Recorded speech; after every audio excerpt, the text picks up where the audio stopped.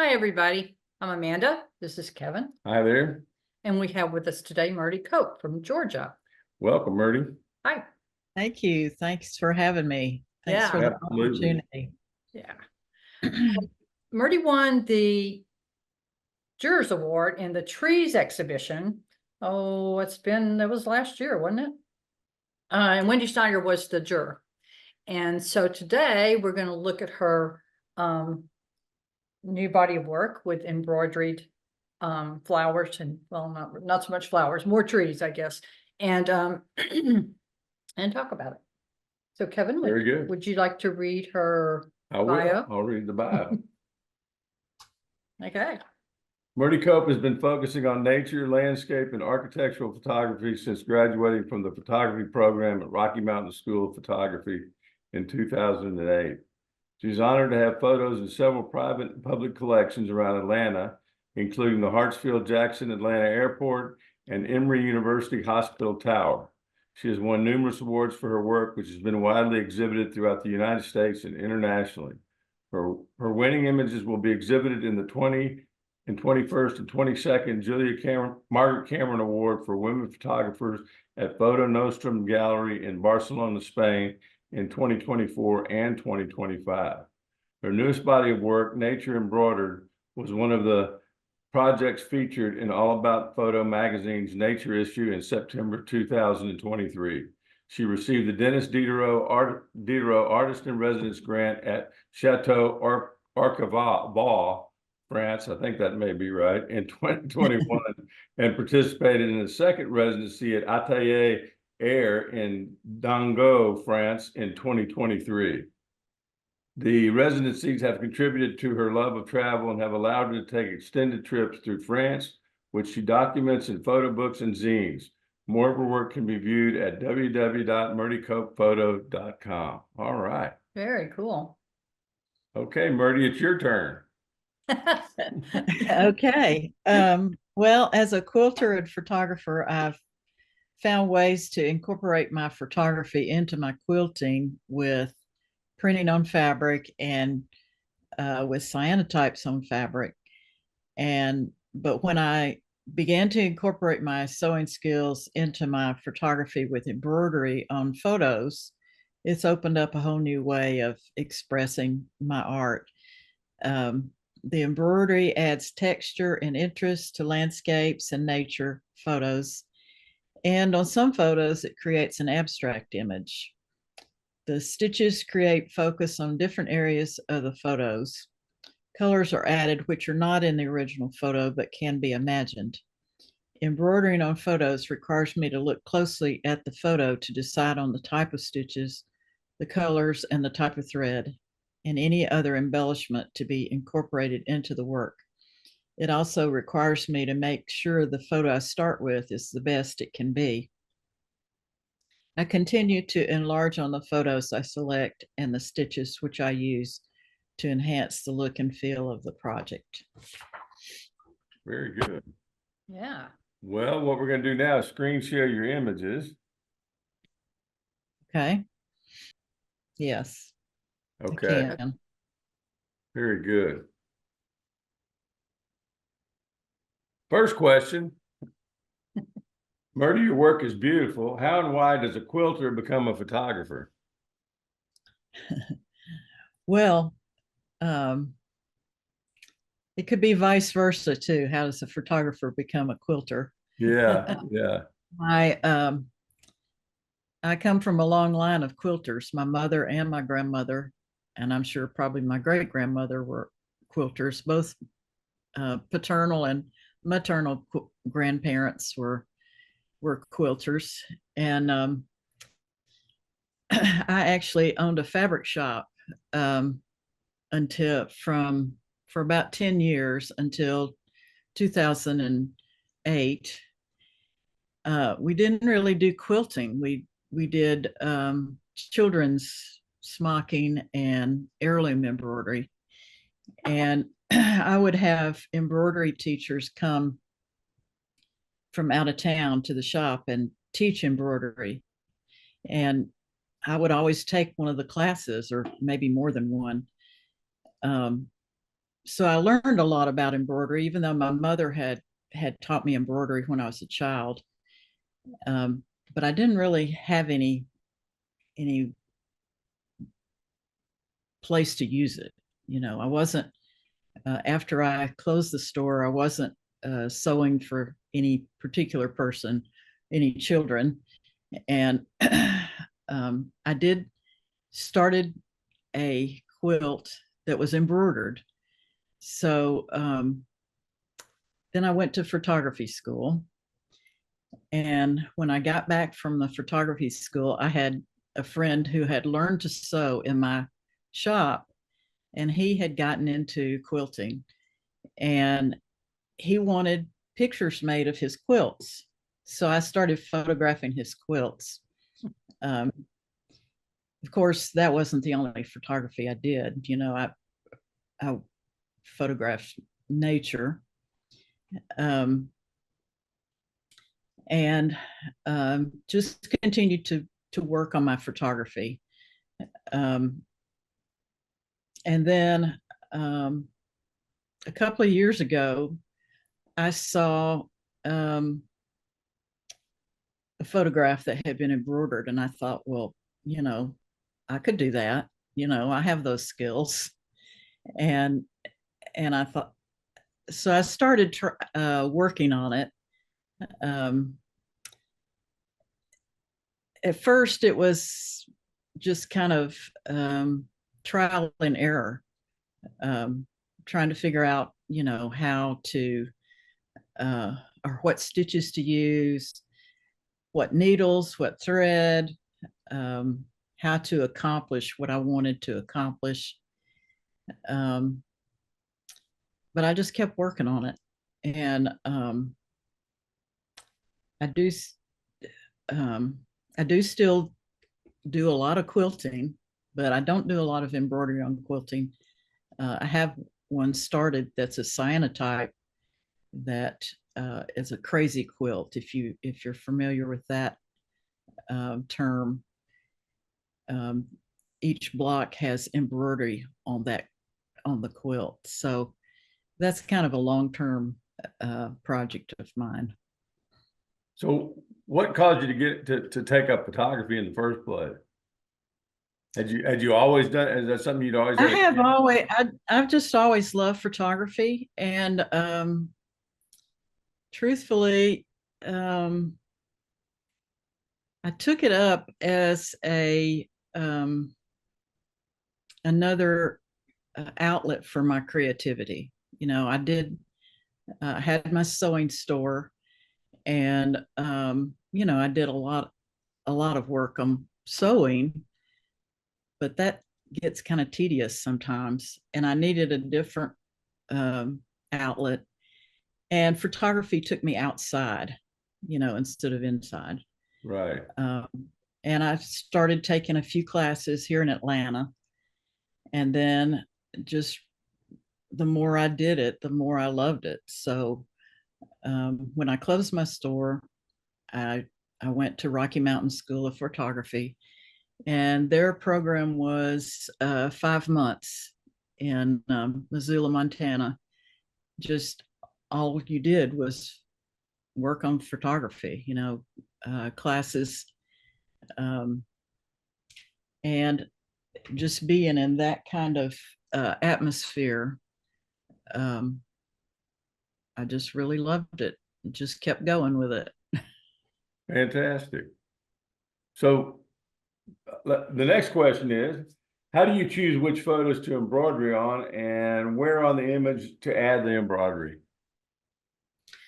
Well, that again has been a lot of trial and error. Mostly what works well is a image where the subject can be kind of isolated so that the embroidery stitches show up. And I first started out on black and white images.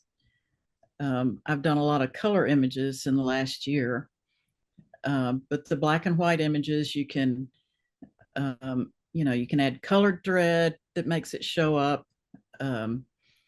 or you can just do neutral colors on it. I've done primarily nature, but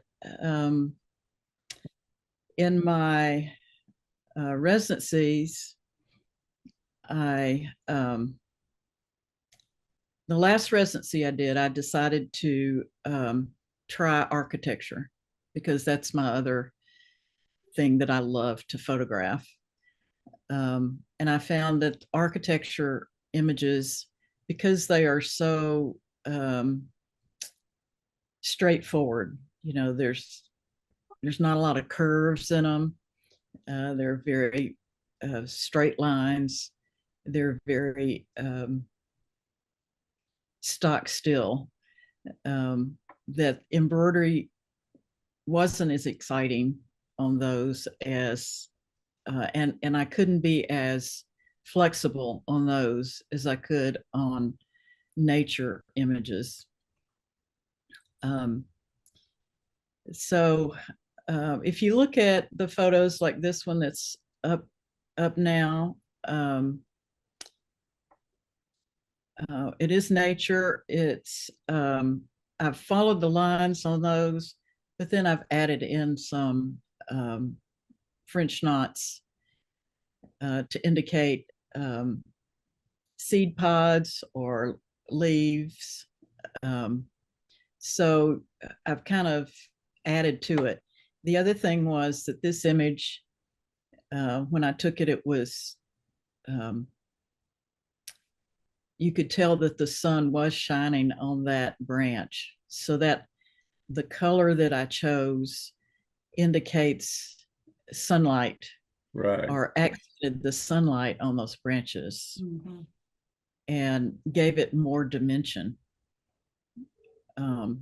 Also, so the dreamy painterly quality of the way you treat these is really great too, and it adds, it's all enhanced. They work together really well. Yeah, I like using textures on my images, and a lot of times that kind of softens the background and makes the embroidery show up more. Right. Did that answer your question? Yeah, absolutely. Okay. Because I mean, like this one, they're all wonderful. The treatments are great. Thank you. Well, one more question. Let's see. In your bio, you talk about participating in artist and residency programs in France. Could you tell us a little bit about your experiences?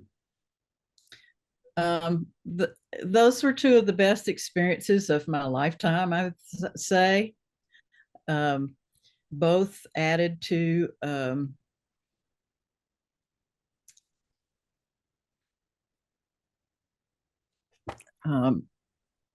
advancing my art and expanding on it. The first residency is actually where I first started playing with embroidery on photos.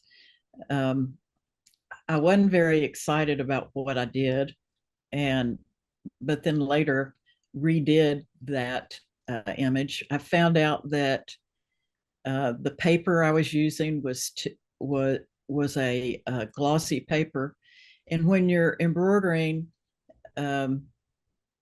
you bend the paper sometimes, and glossy papers make those bends show up. So now I just use exclusively matte paper, which doesn't show those bends. Right. The other thing that I found out during that residency was that I needed to puncture or punch holes where I was planning to embroider to make it easier to for the needle to go through. The other thing about that is that means I have to decide ahead of time where I'm going to embroider, because once you punch those holes, you've got to fill them up. Right. So sometimes I start small and do some puncturing, And then maybe I add more later. But that residency was in Orqueville, France. It was in a small place, a small town. You couldn't even buy a Coke in the town. It was so small, just a residential area. Beautiful chateau, along with there were about 12 or 14 other people there. I was the only photographer. Most everybody else was painters, but it was great being with other artists and getting their input on my photography, and also getting their input on things. I was doing some hand coloring and not feeling very successful at it. So, one of the painters recommended, something to make it better. And I've kept up with a lot of those people. So I've made, friends all over.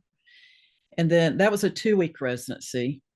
The last one was in November of 2023. So almost exactly a year ago. It was a 3-week residency, and that gave me a little more time to kind of breathe. The first residency, you pretty much had to work on your art every day, and there wasn't a lot of moving around except in that general town. But there were a lot of nighttime discussions of art and different things, the history of the chateau, things like that. And we ate dinner together every night. We had this wonderful French chef, and that became, we worked during the day and then had fun at night.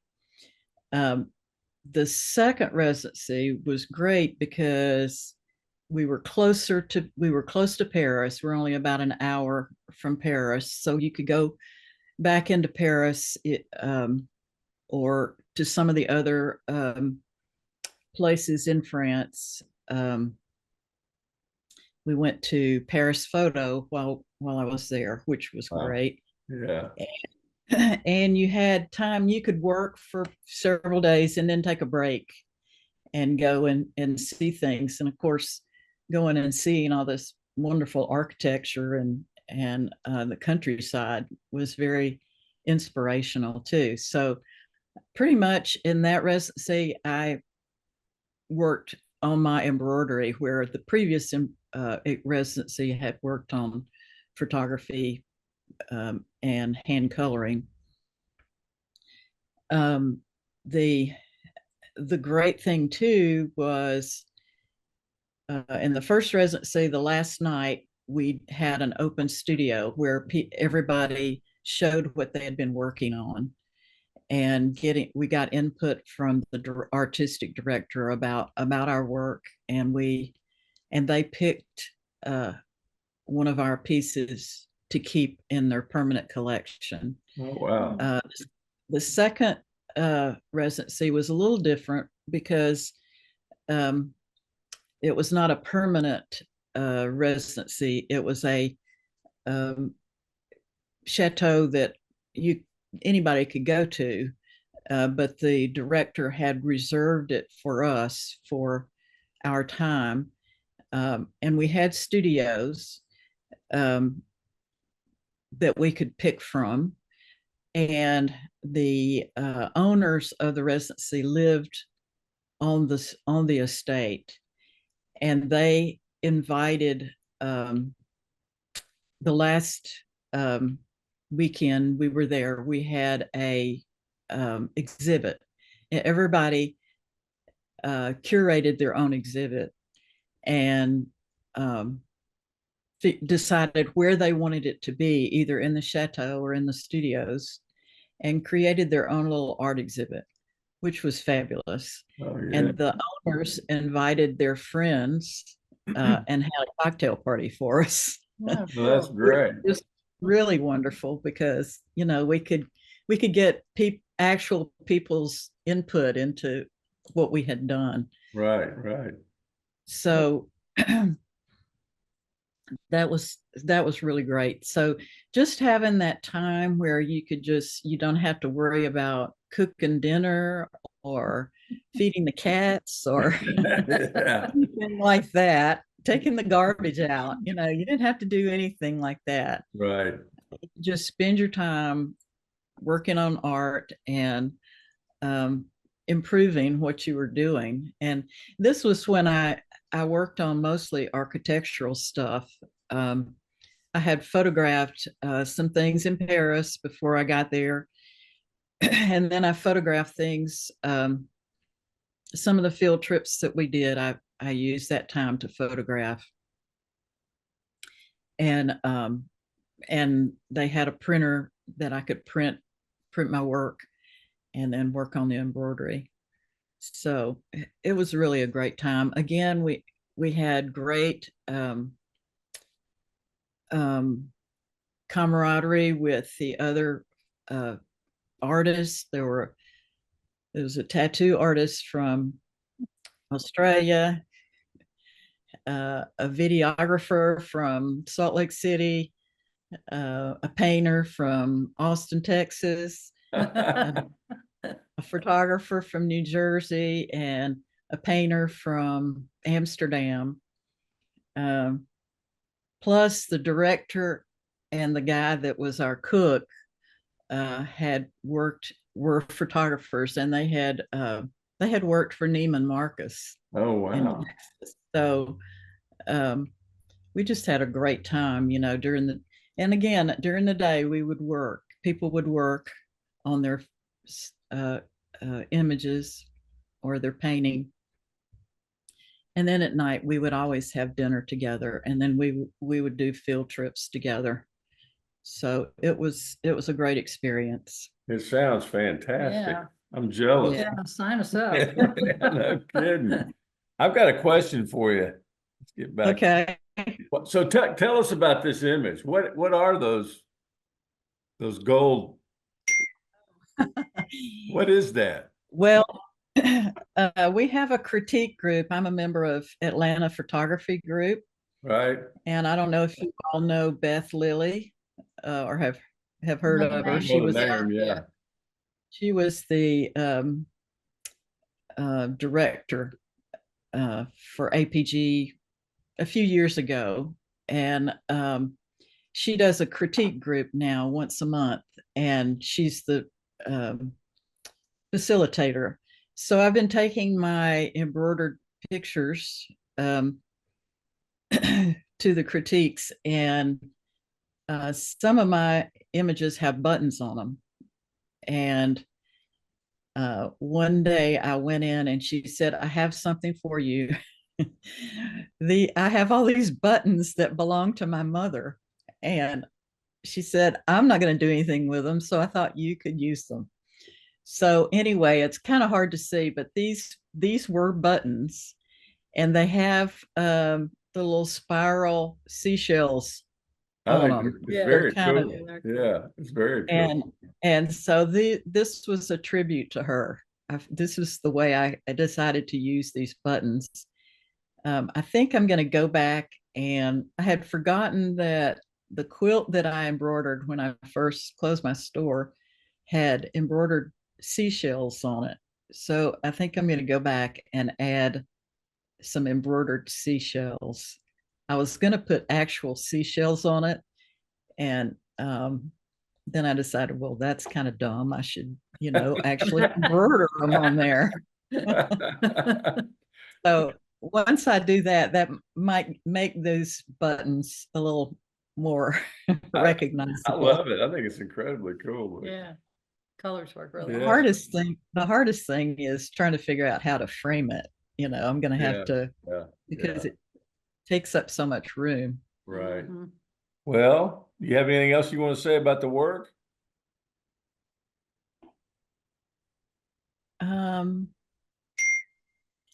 I just keep experimenting and playing with it, trying new stitches. The stitches on this one are pretty basic. I'm trying to do a few stitches that are a little more complex. And you ask, how I decided on the pictures to embroider. I would say that that's probably the hardest thing, is how to get started. And I Right. have started on a couple of things and just said, no, this isn't going to work, or I ripped it out and started all over again. So with a different color maybe, or a different kind of stitch. But it's a very meditative process for me, and I enjoy it a lot. Well, it's all wonderful. It's beautiful work. One day Thank I'm you. Yeah. Thank you so much for doing this with us. Yeah. Well, thank you for giving me the opportunity. It's great visiting with y'all. Yeah. Good to visit Really with you. good talking to you. And we'll hide in your suitcase the next time you go to France. It's one of my favorite places to go. I can imagine. It sounds wonderful. It's a pretty special place. Yeah. Yeah. All right, Myrtie. Well, great talking to you. Yeah. Thank And you so thanks much. again. And thanks for supporting the gallery. We really appreciate it. Oh, well, I enjoy seeing all the work that gets um, submitted, and I'm fortunate to get in sometimes. Absolutely. Mhm. All right. Well, you take care. Yeah. Okay, thank you. Okay. Bye-bye. Bye.